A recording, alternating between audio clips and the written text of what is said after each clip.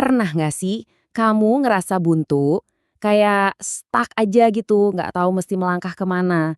Nah, di saat-saat seperti itu, di dalam kepala kita sering banget ada dua suara yang seolah-olah lagi berdebat. Di pembahasan kali ini, kita akan coba dengerin keduanya. Coba kita mulai dengan pertanyaan ini. Capek ya? Dengan semua yang lagi terjadi, dengan semua hal yang lagi kamu usahain. Coba deh rasain dulu pertanyaan ini. Dan biasanya, rasa capek itu nggak datang sendirian kan? Seringnya, dia datang bareng perasaan ini. Merasa sendirian dalam perjuangan kamu. Ini wajar banget kok, dan kamu nggak sendirian ngerasainnya.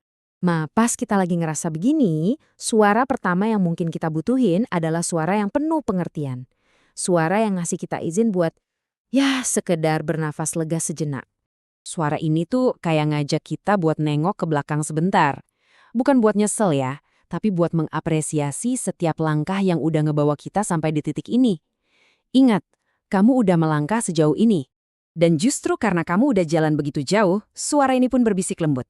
Jangan berhenti sekarang. Ini bukan perintah loh, anggap aja ini pengingat tentang kekuatan yang sebetulnya udah kamu punya dari dulu. Nah, ini dia nih yang penting banget. Suara ini gak nuntut kita buat lari kencang. Justru sebaliknya, dia ngasih kita ruang. Melawan semua tekanan di luar sana yang seolah-olah nyuruh kita buat terus ngebut. Serius deh, pelan itu gak apa-apa. Jadi, intinya tuh di sini. Fokus dari suara lembut ini adalah konsistensi, bukan intensitas. Satu langkah kecil itu jauh lebih baik daripada nggak melangkah sama sekali kan? Yang penting kamu tetap jalan. Tapi ada kalanya kelembutan aja itu nggak cukup. Kadang-kadang kita butuh suara yang lain. Suara yang lebih tegas, lebih kenceng, yang bisa ngebangunin kita dari rasa mager atau buntu yang kelamaan. Coba deh lihat bedanya di sini. Tujuannya sama, yaitu bikin kita terus maju.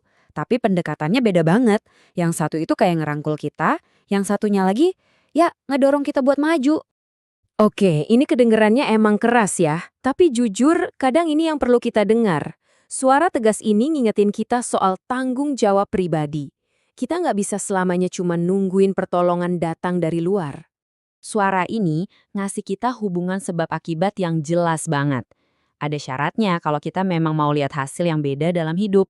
Dan inilah jawabannya. Perubahan itu nggak akan terjadi kalau kita cuma diam. Kekuatan buat ngubah keadaan itu, ya ada di tangan kita sendiri. Kamu dan hanya kamu yang harus bergerak. Suara ini nggak kenal kata nanti. Bukan besok, bukan minggu depan. Momentum itu diciptakan dari tindakan. Dan tindakan terbaik adalah yang dimulai, ya sekarang juga. Jadi, mana dong yang benar? Suara yang lembut atau yang tegas? Jawabannya, kita butuh dua-duanya. Anggap aja keduanya ini adalah alat yang berbeda dalam kotak perkakas mental kita.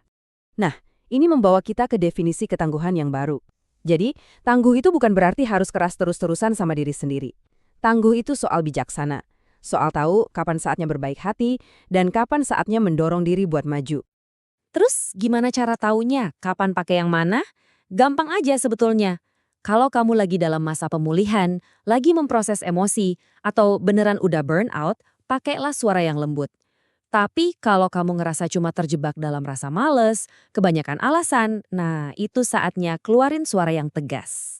Pada akhirnya, mau pakai suara yang manapun, tujuannya cuma satu, tetap jalan. Nah pertanyaannya, gimana cara mulainya? Kita bisa pecah jadi 3 langkah yang sangat praktis. Pertama, sadari. Coba deh lihat sekeliling. Sadari kamu ada di mana sekarang. Kedua, amati. Lihat deh, dunia di luar sana terus bergerak, orang-orang tetap beraktivitas. Dan yang ketiga, bertindak. Ikutlah bergerak. Ambil aja satu langkah kecil. Cukup berjalan. Jadi, setelah kita bahas semua ini, pertanyaannya sekarang kembali ke kamu. Nggak peduli sekecil apa, nggak peduli sepelan apa. Apa langkah pertamamu hari ini?